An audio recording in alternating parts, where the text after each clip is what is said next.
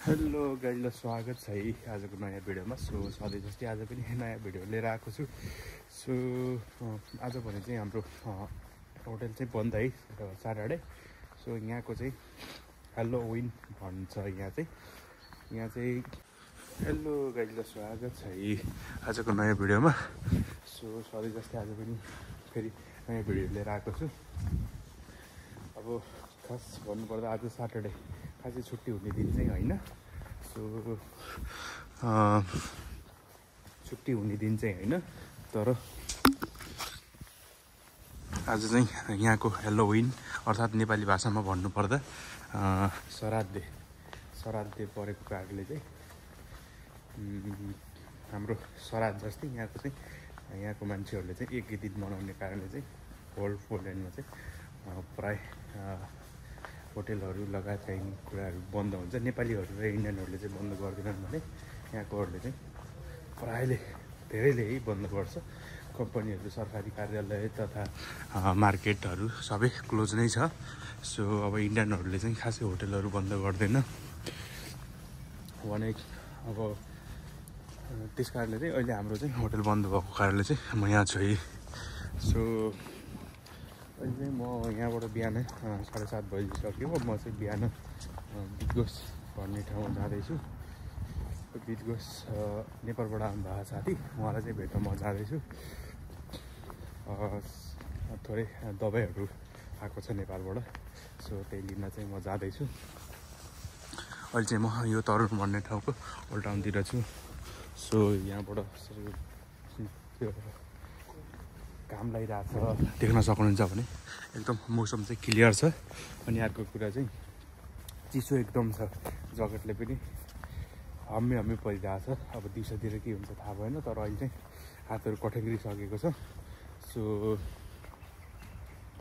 अब छुट्टीको कुरा बन्दको कुरा गर्नुपर्दा चाहिँ त्यही हो। अब श्राद्ध हाम्रो चाहिँ 16 श्राद्ध भनेर हाम्रो श्राद्धहरू दसैँमा पर्छ भने, दसैँ नजिक पर्छ भने यहाँको चाहिँ ठुलो चाड, यहाँको महान चाड क्रिसमसको वरिपरि नै पर्छ। अब क्रिसमस आउनु लगभग 1.5 महिना छ। त्योभन्दा पहिला नै यहाँको श्राद्ध परेको छ।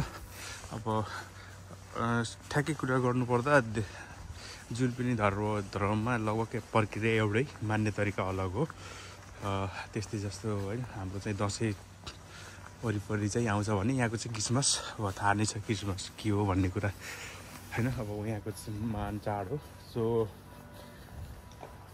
अब चाहिँ म धेरै बेर नगरिकन अब तरुणको होल्ड टाउन काटिसक्न थालेँ। अब त्यसपछि म पुर हुँदै गएर ट्रेन स्टेसनमा जान्छु। अनि फेरि गएर जाडो खाँदै ठ्याक्क जान्छु है। अनि त्यो अब बाँकी भिडियो अब म भाग गरेर जोड्नेछु है त। ल गाइस, त्यही हो है मेरो सिटी चाहिँ। खोला पारी तरेर जानुपर्ने छ। म कतै घुम्न जानु पर्यो भने खोला वारी तरेर आउनु पर्ने छ भने म बसेको सिटी चाहिँ त्यही हो है। गाइस, यत्रो नदी तरेर जानुपर्ने हुन्छ पारीको सिटी है। यिनी नेपालका जेनजी हुन्। यिनले चाहिँ नेपाल गएर आन्दोलन सकेर यहाँ सक्सेसफुल भएर आएका यिनी जेनजी हुन्। सरकार ढालेर आएका जेनजी हुन् यिनी। पुरा एक्सनमा हिँडिरहन् जेनजी। मान्छे काला भएछन्, फक्लकै पारेको र के छ त एनसी? के छ एनसी भयो? कति महिना बसेर आउनु हो? 24 2 दिनमा सरकार आन्दोलन त बाहिर निस्किन होइन क्या?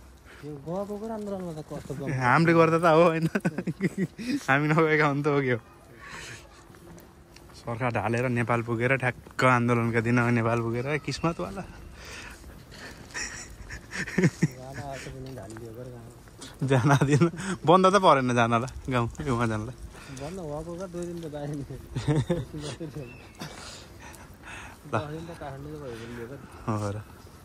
अर्को बाइक है त सुधे जाने आउने सँगै कस्तो लागिरह 2 महिना आफ्टर 2 महिनापछि।